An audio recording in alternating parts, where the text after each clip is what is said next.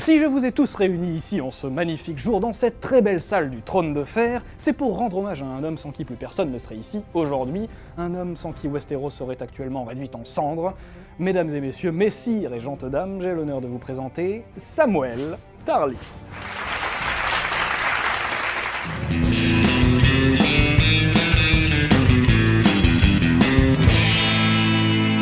Première chose, avant d'amorcer notre descente à Westeros et dans le monde merveilleux des théories de fans, sachez que cette vidéo comporte plein de spoilers, du coup on vous conseille de ne la regarder que si vous avez déjà découvert tous les épisodes de Game of Thrones disponibles, ou alors si vous vous en foutez royal des spoilers et ou de Game of Thrones. Si par contre, petit C, vous venez de vous mettre à la série et vous n'avez pas envie qu'on vous en dévoile les dernières surprises, ben fuyez pauvre fou, mais revenez quand même nous voir quand vous serez à jour, ça nous fera plaisir. And so my watch begins. Bon, voilà, à partir de maintenant, normalement, on devrait se retrouver entre gens bien informés. Mais pour se remettre dans le bain, parce que ça fait quand même un an, voici un petit rappel des actualités de Westeros. Je me trouve actuellement à Port-Réal, juste devant le septuaire de Baelor qui vient d'exploser, provoquant la mort du Grand Moineau, de Loras, de Margaery. Cersei Lannister a revendiqué l'explosion et s'est autoproclamée reine de Westeros.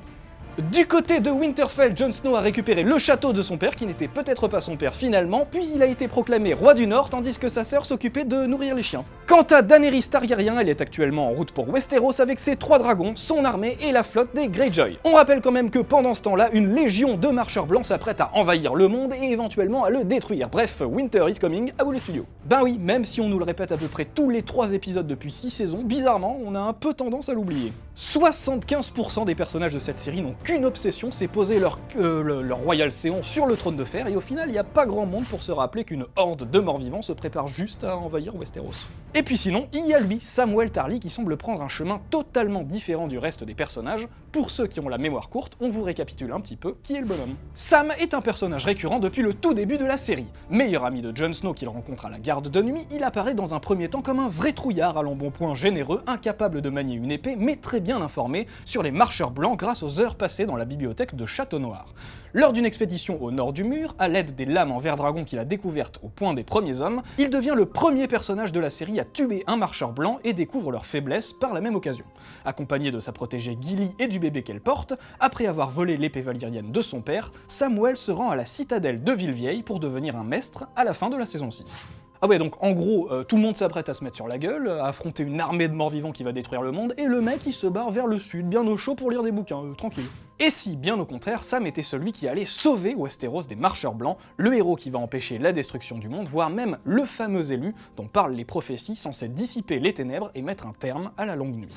Après tout, comme le précisent de nombreuses théories de fans sur le net et comme l'a lui-même déclaré l'interprète du personnage, le truc avec Sam, c'est que s'il est encore dans la course à ce stade-là, on se doute bien qu'il y a une bonne raison à ça. Élu, héros, sauveur de Westeros, c'est déjà pas mal, mais la théorie ne s'arrête pas là, car en effet, selon certains, Samwell Tarly n'est autre que le narrateur de Game of Thrones. Allez hop, les arguments.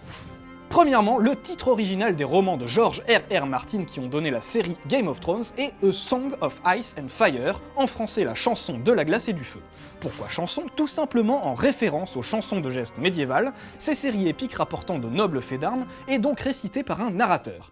Ici, compte tenu de la précision des choses, on peut supposer que le narrateur en question dispose d'une source inépuisable d'informations sur l'histoire et la géographie de Westeros.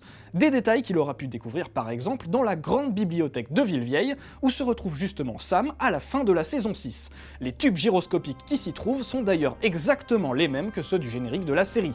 On peut donc très facilement imaginer que l'intrigue de Game of Thrones est racontée depuis cette même bibliothèque. Toujours pas convaincu, voici un dernier argument avancé sur Reddit. L'auteur de Game of Thrones, et donc finalement véritable narrateur de l'histoire, pourrait très bien avoir conçu Sam comme son alter ego fictif. En effet, tout comme Sam, George Martin est féru d'histoire, comme lui, il entretient une véritable passion pour la lecture, et puis soyons honnêtes, même au niveau du physique, ça fonctionne plutôt bien. Essayez d'imaginer Samwell Tarly dans quelques années, vous allez voir, vous allez assez vite penser à notre ami George.